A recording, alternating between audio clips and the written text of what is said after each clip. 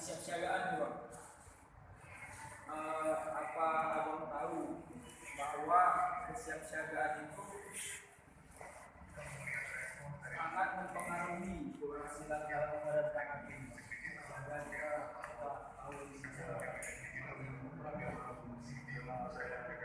Siap tidak, kita cuma mempengaruhi kebakaran. Kalau tidak siap kita tidak bisa menentukan kebakaran. Ya, kalau siap tidak. Siaga itu kan piket, siap siaga. Itu penting itu.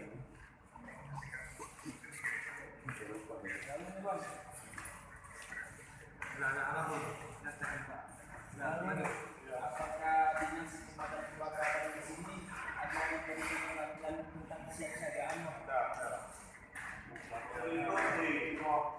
Latihan berkada itu juga latihan masyarakat, anak-anak doang, orang kuliah ada juga latihan kebakaran.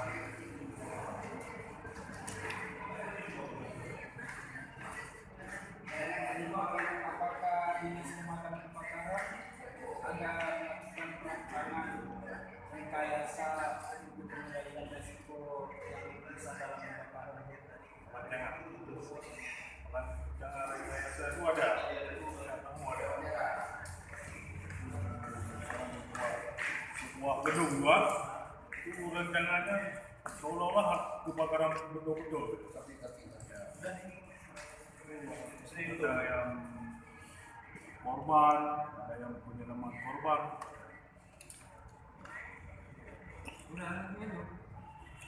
Kalau ini tentang wilayah kebakaran, apakah pada pos kebakaran ada ditempatkan 2 lebih jaga nih?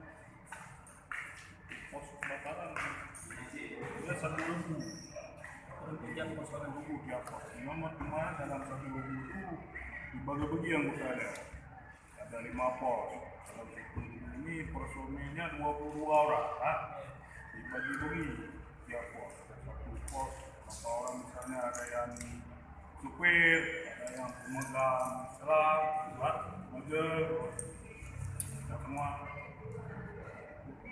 Lalu Bang, apakah di lanjut. tiap regu ada memiliki maksimal 6 orang petugas? Sebenarnya aturannya ada, jadi karena kita personilnya kurang Jadi nggak ada yang sampai 6 orang. Sebenarnya kalau SOP itu kita satu mobil itu 6 orang. Jadi karena keterbatasan dengan personilnya, jadi sementara ini kita 6 orang, 3 orang. Itu sebenarnya sementara ya. Sementara ini Kondisi saat itu ini, sementara. kondisi sekarang juga. Lalu Bang, apakah di dinas pemadam kebakaran ini memiliki teknik fungsional yang lengkap nih Bang? Misalkan ada instruktur, operator mobil, operator komunikasi, juru padam, juru penyelamat. Oh, ada semua lengkap. Ada instruktur, ada semua lengkap. Level ada. kan nggak apa-apa nih. Lebih jelas ini kan telepon dari pemadam. Masalah.